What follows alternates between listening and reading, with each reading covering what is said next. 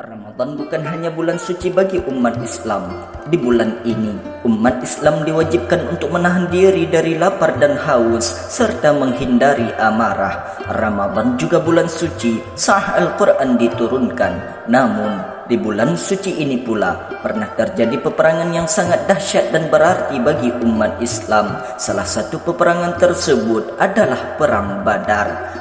Perang Badar Al-Kubra terjadi pada bulan Ramadan tahun kedua sesudah hijrah. Umat Islam berhasil memenangi perang ini. Dalam sejarah, inilah kemenangan agung pertama pejuang-pejuang Islam menentang kemusyrikan dan kebatilan. Kisah Perang Badar adalah peristiwa yang paling terkenal dan sangat banyak terdapat hikmah dan pelajaran di dalamnya. Dalam perang ini, Rasulullah memimpin langsung aksi penyerangan yang hanya melibatkan sekitar 313 orang muslim, 8 pedang, 6 baju perang, 70 ekor unta, dan 2 ekor kuda. Sedangkan kaum Quraisy memiliki 1000 orang pasukan, 600 persenjataan lengkap, 700 unta, dan 300 kuda.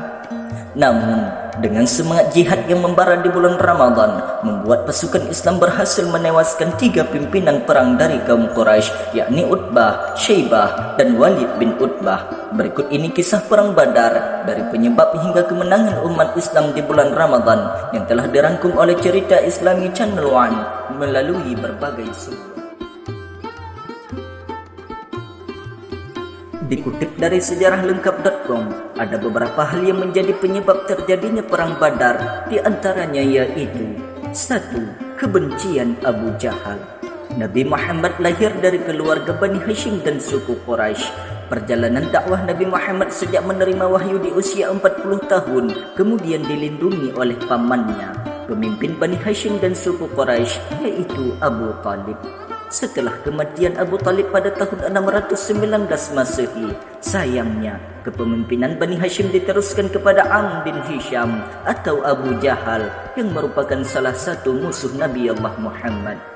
Kemunculan Nabi Muhammad dan kegiatan berdakwahnya telah mengancam posisi Abu Jahal sebagai penguasa Mekah. Begitu juga dengan sisa kaum Quraisy lainnya yang melihat kaum muslim sebagai penjahat dan mengancam lingkungan dan kewibawaan mereka.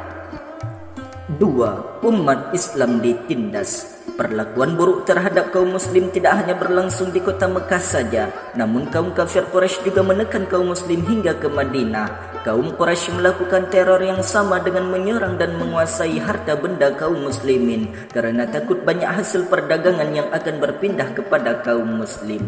Bahkan kaum Quraisy yang memeluk agama Islam menerima akibat dikeluarkan dari sukunya, yang mana hal tersebut merupakan suatu penghinaan yang amat serius bagi seseorang pada masa itu, sehingga sanggup menjadi pemicu atau penyebab Perang Badar Kubra. 3. Perampasan harta benda dan pengusiran kaum muslim. Sejak Nabi Muhammad gencar melakukan dakwahnya, orang-orang musyrik Mekah sudah melancarkan peperangan dengan menghalalkan darah kaum muhajirin dan juga merebut paksa kekayaan mereka. Hilangnya perlindungan dari Abu Talib juga turut meningkatkan kekerasan terhadap kaum muslim di Mekah. Teror inilah yang memaksa umat Islam untuk hijrah ke Madinah pada tahun 622 Masehi. Namun karena mereka meninggalkan harta bendanya untuk hijrah, akibatnya harta benda tersebut menjadi sasaran perampasan kaum kafir Quraisy. Bagi umat muslim, Perang Badar merupakan peristiwa besar, sebab peristiwa merupakan pertempuran besar pertama umat Islam melawan musuh. Dengan pertolongan Allah, kaum muslim menang meski kalah jumlah. Saking hebatnya, Allah Subhanahu wa taala sampai menamainya sebagai Yaum Al-Furqan, hari pembeda. Karena pada hari itu dibedakanlah mana yang hak dan batil. Saat itu pula Allah menurunkan pertolongan besar untuk kaum muslimin dan memenangkan mereka atas musuh-musuhnya.